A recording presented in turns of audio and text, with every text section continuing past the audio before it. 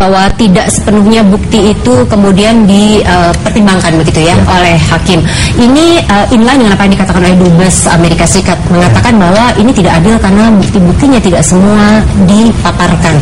Ada mengatakan tadi ada yang tidak ditujukan, Magic Stone misalnya. Ya, tidak dicari oleh penyidik. Jadi gini, ketika anak itu pertama kali membuat BAP, dia menyebutkan suatu rangkaian cerita yang sangat luar biasa, bahwa ada gurunya nendang pintu untuk nyelamatin dia, ada Magic Stone, secret room di mana, ada dikasih minuman yang dia dibius.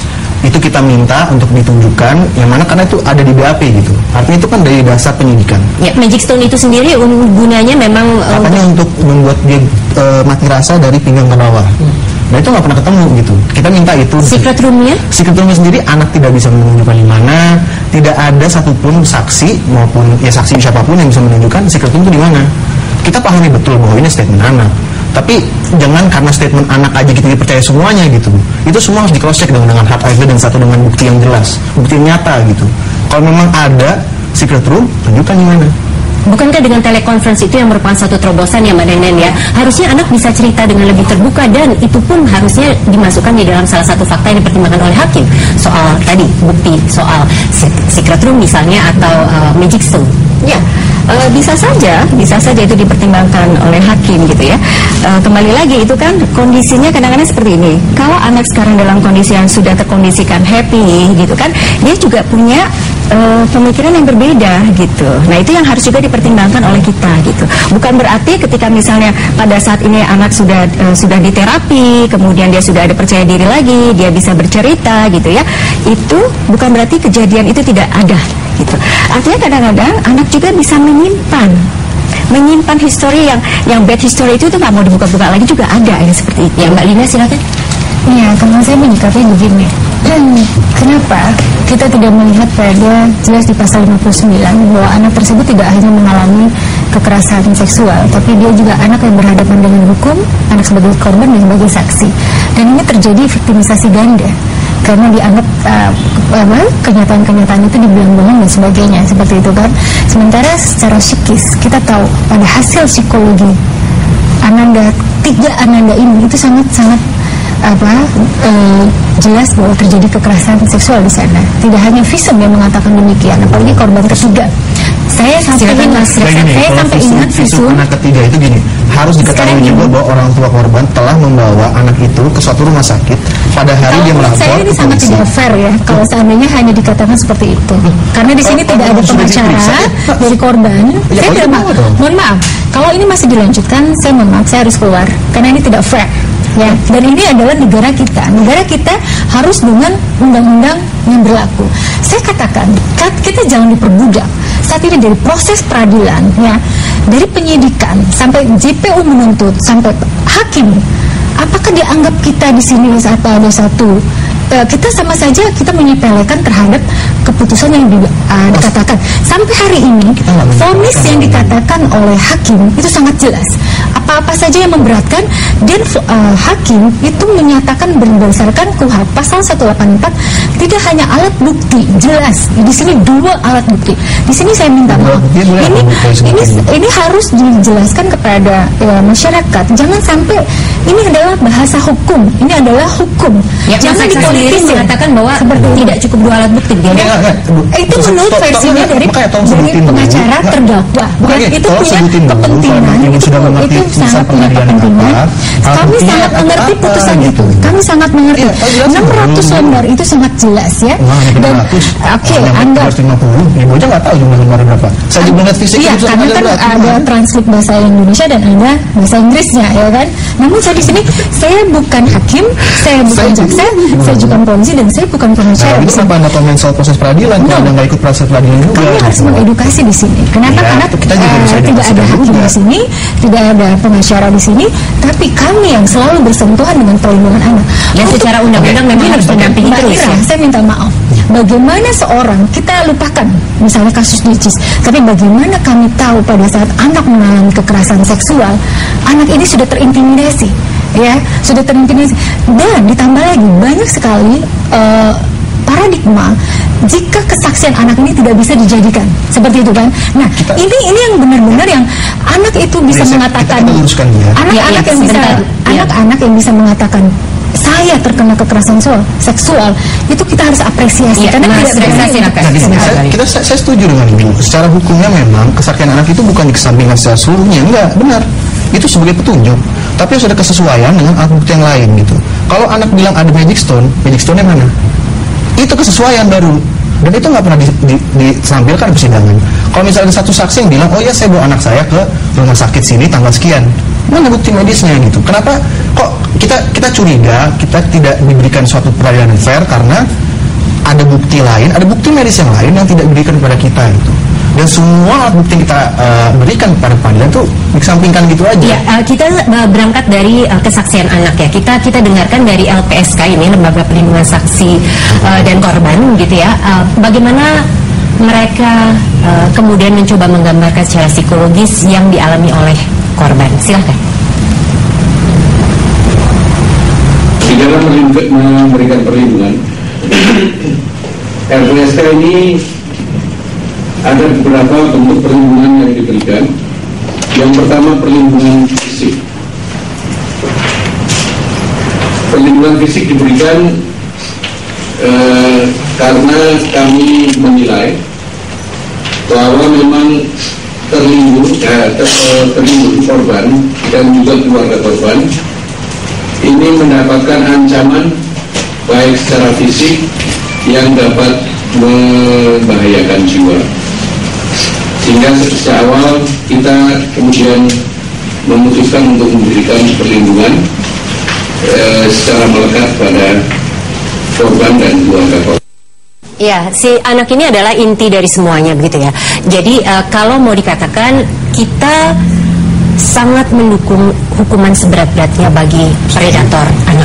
Tetapi di sisi lain yang kita sedang perdebatkan, apakah vonis itu adil? Apakah memang kemudian terdakwa ini benar-benar melakukan? Itu yang sedang kita perdebatkan.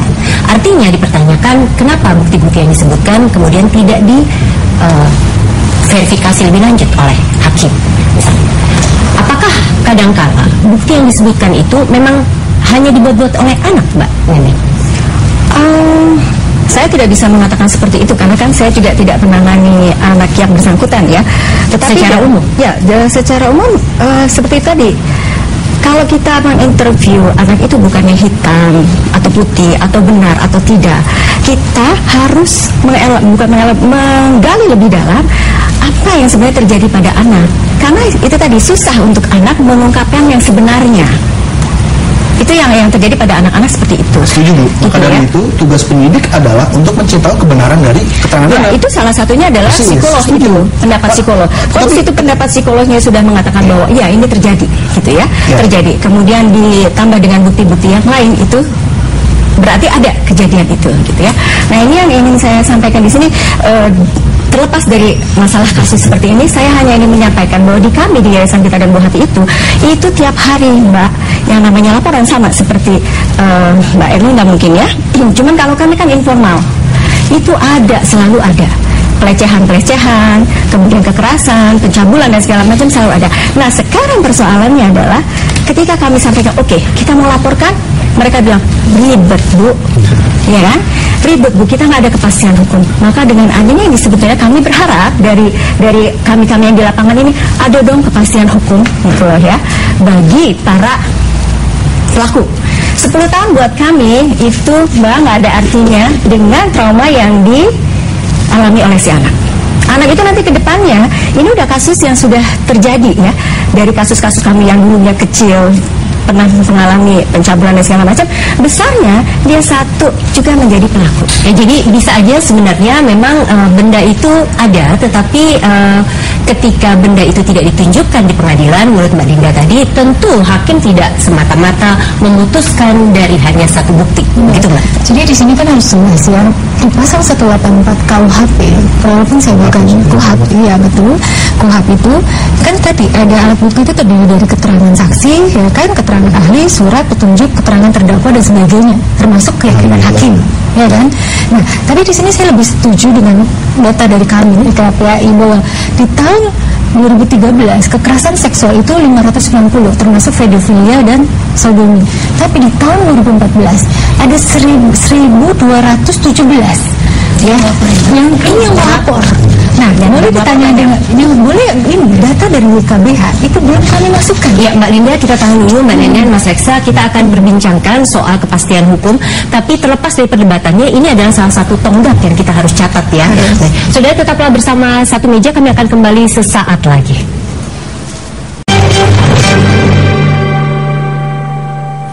Saudara, masih bersama saya Ira Kusno dalam Satu Meja, dan kini kita lihat ada grafis untuk tren kejahatan seksual 10 tahun terakhir di Indonesia. Data ini kami olah dari berbagai sumber, jadi Anda bisa saksikan di sini dari 2005 sampai 2014. Ada lonjakan di 2005 sampai ke 2007, kemudian sempat ada turun tetapi naik lagi 2012. Memang agak sedikit lebih turun dari di 2014, tetapi ini kita harus datanya kita konfirmasi lagi dengan beberapa tokoh yang memang dekat dengan kasus-kasus semacam ini.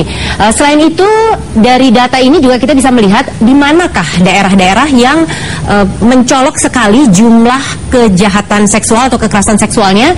Di 2013 ini ada di Jakarta, kemudian di Jawa Barat, serta di Makassar. Jadi kasus pelecehan seksual atau kekerasan seksual terbanyak di Indonesia di 2013 juga diolah dari berbagai sumber. Sementara di 2014 justru ada kota yang berbeda, yaitu kotanya adalah di Bali. Nah, ini nanti kita juga akan diskusikan bersama-sama dengan para tokoh, dengan para narasumber yang ada di Satu Meja malam hari ini. Jadi berpindah justru di 2014 adalah di Bali.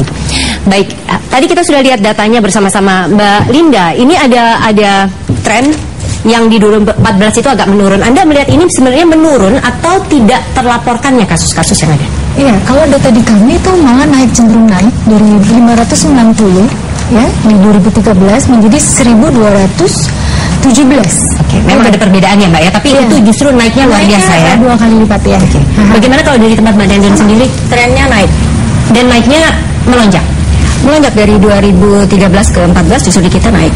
Dan sementara untuk sebaran wilayahnya betul kalau yang kami dapat itu kan tadinya di Jakarta, Makassar dan Kalau di kami 33 provinsi udah ada semuanya, Mbak. yang paling banyak Memang daerah Jakarta, Pulau Jawa, Sumatera.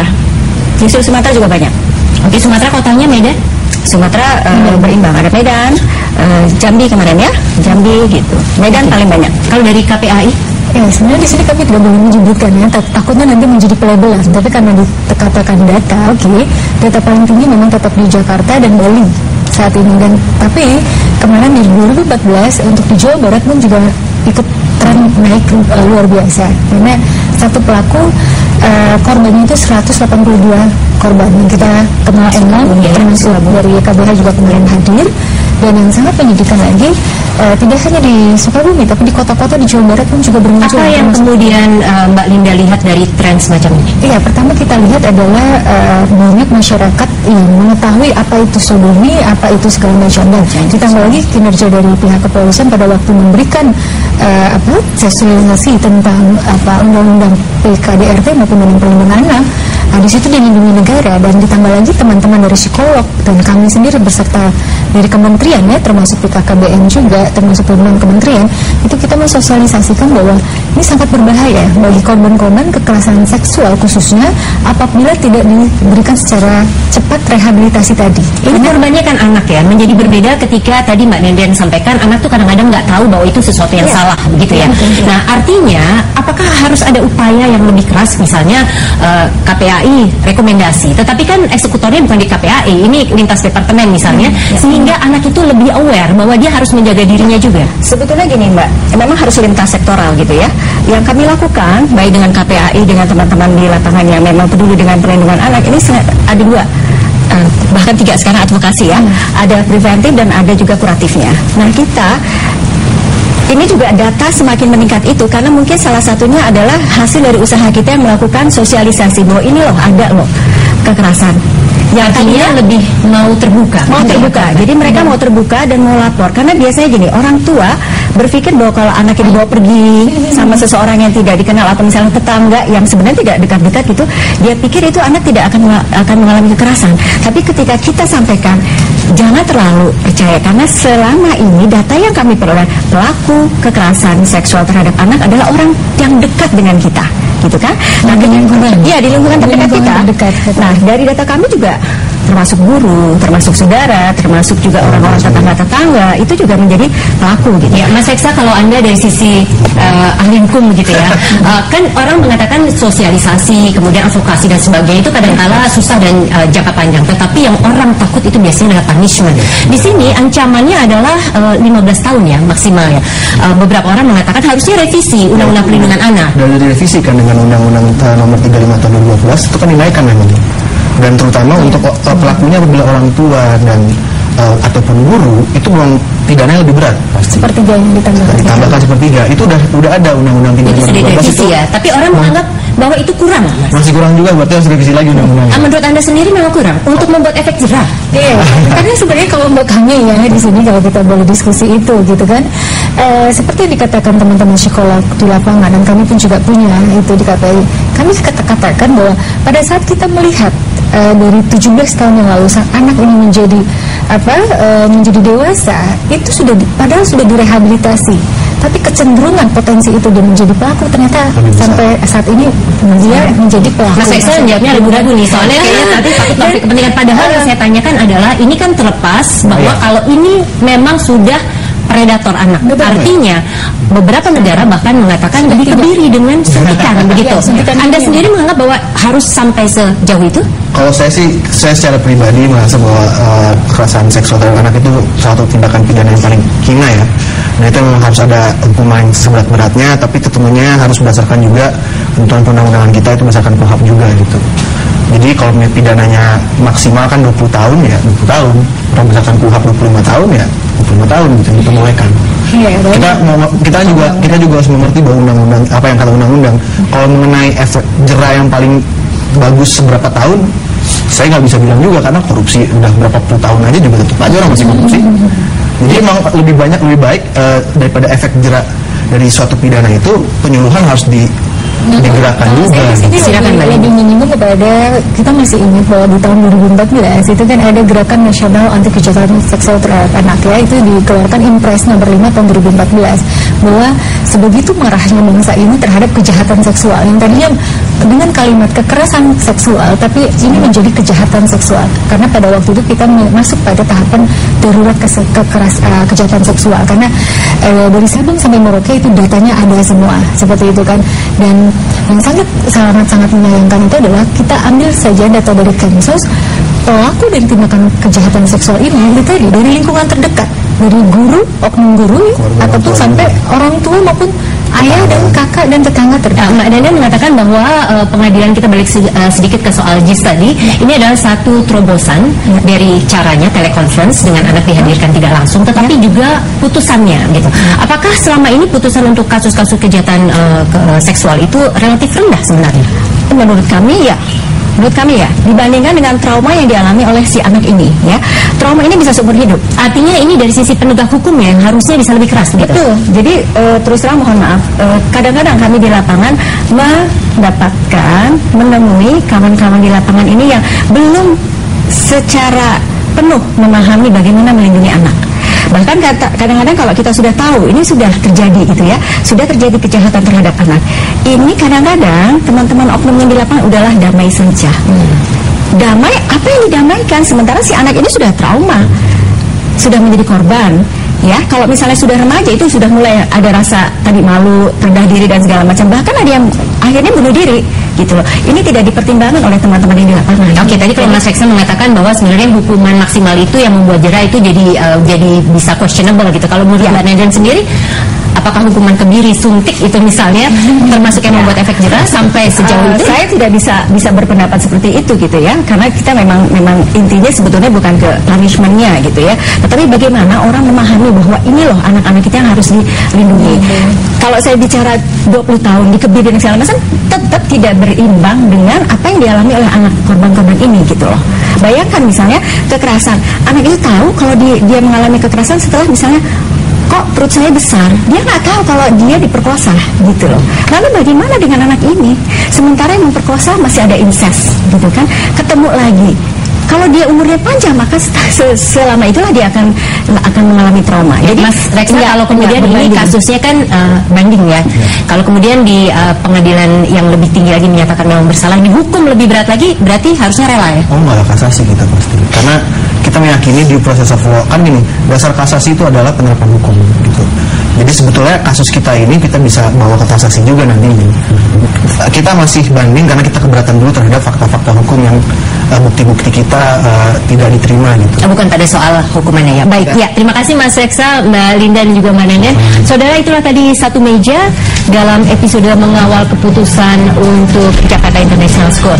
Saya Ira Kusno, terima kasih telah bersama kami. Sampai jumpa.